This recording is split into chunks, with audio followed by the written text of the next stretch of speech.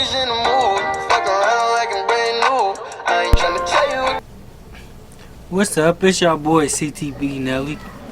Cornell Beecham, Can't Turn Back Nelly. So I wanted y'all to talk about y'all seeing my video previous to my last one, growing up in poverty. So this video is like growing up in poverty episode 2, overcoming obstacles. So I want to talk to you guys about overcoming obstacles, bettering yourself, staying on the right path, and just staying on the right track and being the best version that you can be possible. So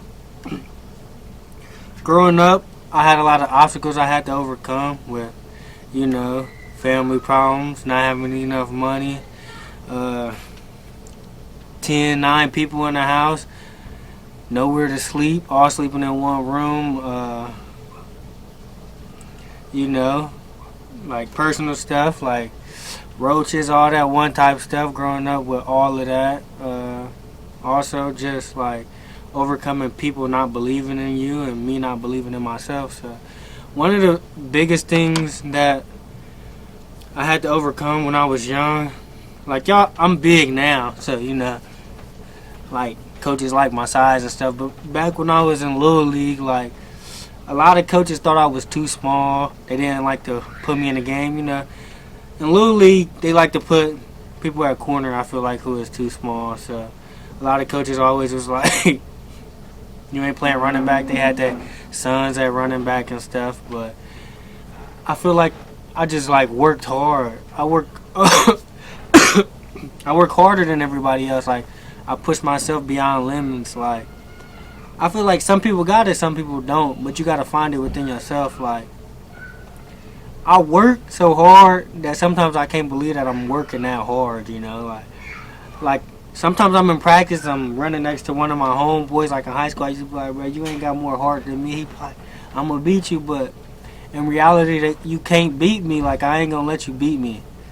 And like now to overcome my obstacles, I was just ranting, but overcoming obstacles. One obstacle I had to face was people not believing in me because I was too small.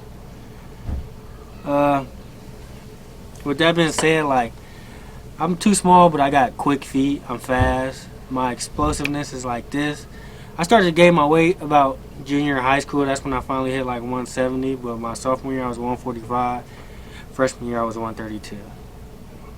But like all the way growing up, coaches used to always play their sons in front of me because obviously it's the coach's son, but also because I feel like they didn't believe in me. So I worked. 5th grade, I switched Little League teams. It's called Hamilton Blue and Hamilton Silver. I switched to Hamilton Silver. We made it to the Super Bowl. I started running back. That was my first year ever, like, starting running back. Like, absolutely playing running back.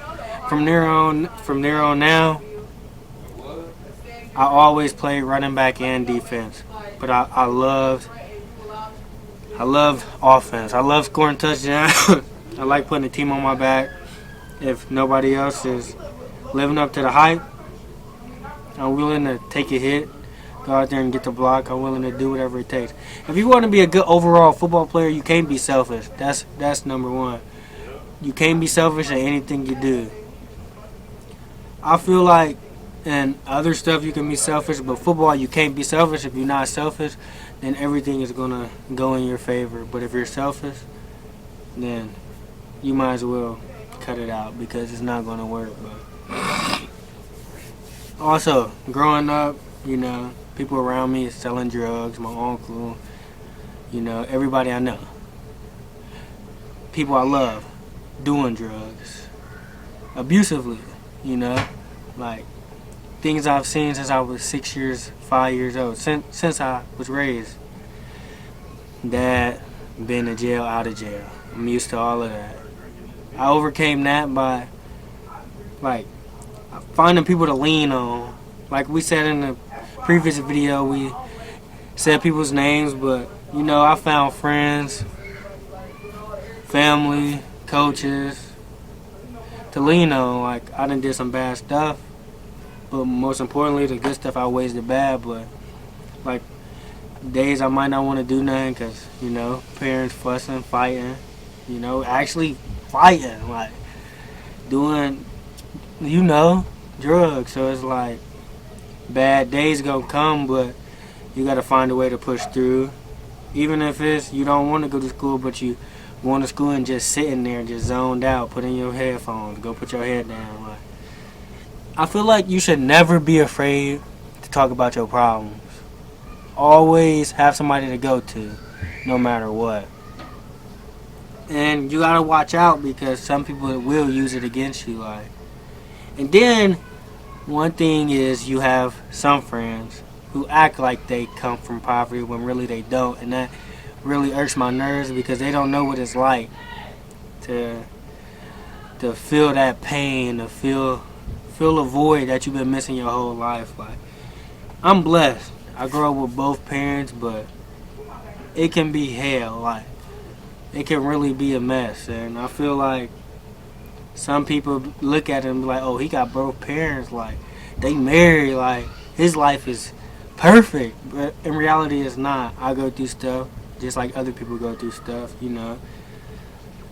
Like growing up, like my big cousin, like my big brother, Buck. He always asks me like, "I'm so proud of you. Like, how come you didn't grow up to be like everybody else, selling drugs and stuff when all you was around that type of stuff? Like, how did you find a way to separate yourself?" And honestly, there's no answer to that. I kind of just floated a different path. Go to church here and there, but I believe in something. I believe in God, so I believe in higher faith, and I feel like He helped me also not fall into the trap of failure and averageness, because I feel like if you're doing that, you're more average. Like, you're not doing a great deed. But like I started wrestling when I was 8th grade. I started wrestling. 5 years old, I started football. I've been playing football since I was little, and I was never the best. 8th grade, I was okay, but I was never the best. Like, I didn't score touchdowns. 9th grade, you can ask anybody. I put in work on the field, off the field, in the weight room. I put in work. And what sucked is I was ineligible and I broke my leg. But I overcame them obstacles by working. Like, sophomore year, I came back. I was okay, but I just kept working. I kept working for football and wrestling. I went to nationals. I trained freestyle, Greco. I did extra work on the football field, catching the ball, throwing the ball, running sprints. Got my weight up to 160. When you talk about scoring touchdowns, I constantly helped the team out.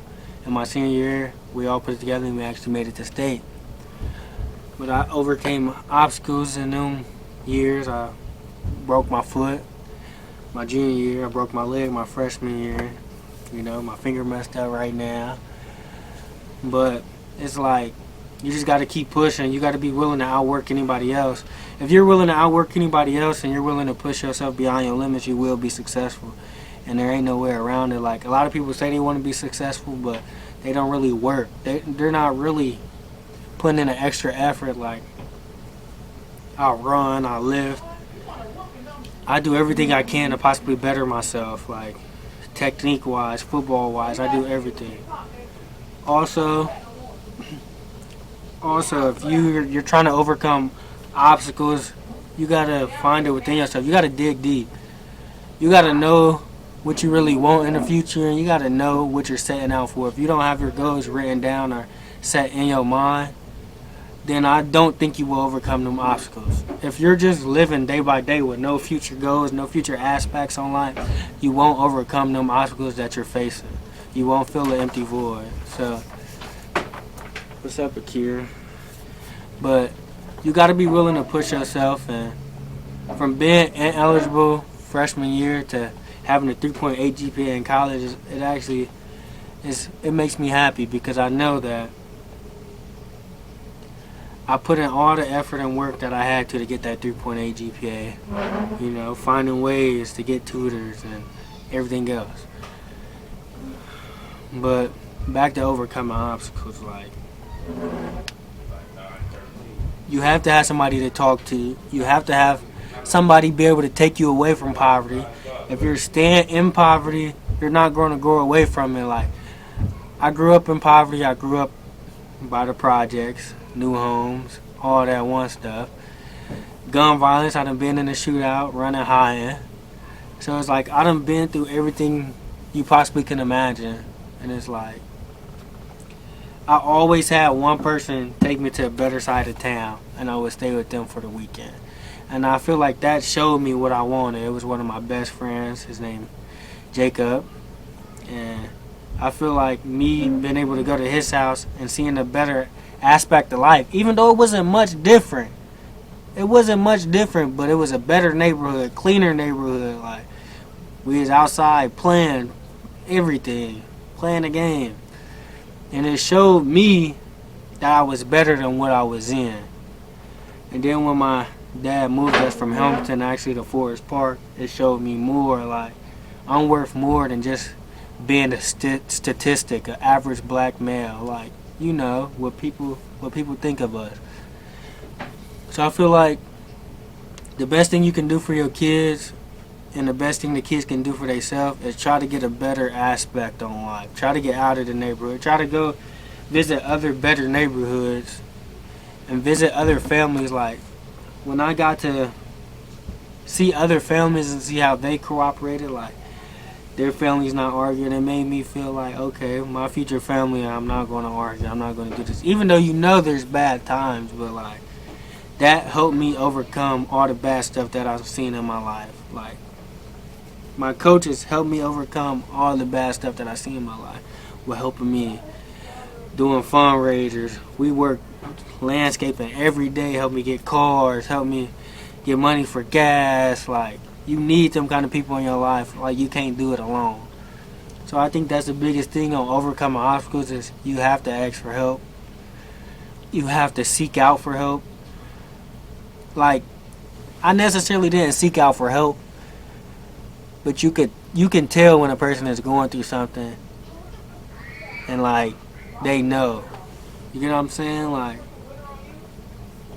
whole senior year, my dad was in prison, played football without him, it hurt. But I had people, I had my brothers, I had my coaches and everybody that I could talk to. You know, trying to help my mom get gas, help us eat, no money to eat. My dad did everything for us. So it was like, okay, it's time for me to step up and, you know, be a man. And that article is on Cincinnati Enquirer if you want to read about my senior year of high school and what I went through and some things that I go through. I'll put the link below. So, yes, if you're trying to overcome obstacles, stay grounded. If you don't believe in something, you're going to fall for anything. Remember that. And just, you know, believe that you can get through whatever you're going through. And, you know, have faith. And walk by faith, not by sight. And believe in yourself. And just have fun for whatever you do. Like, whatever I'm doing, I'm having fun. Even if it hurts, I'm having fun. Like, if I had a bad day at home, I go to the restroom, I smile. I get better. I use my sports as an outlet to overcome certain obstacles. Remember that. I still go through stuff to this day. But you can get through it, and you can get through whatever you're going through, you know? So just stay strong and believe in yourself, and you can overcome any obstacle. Episode 3 is going to be out soon. I had a title for you guys. And like, subscribe, and comment. That's just a little bit more about me. I keep getting more and more in detail as we go, and I get more subscribers. And when I get to 100 subscribers, I'm going to be doing a giveaway. So subscribe. Thank you.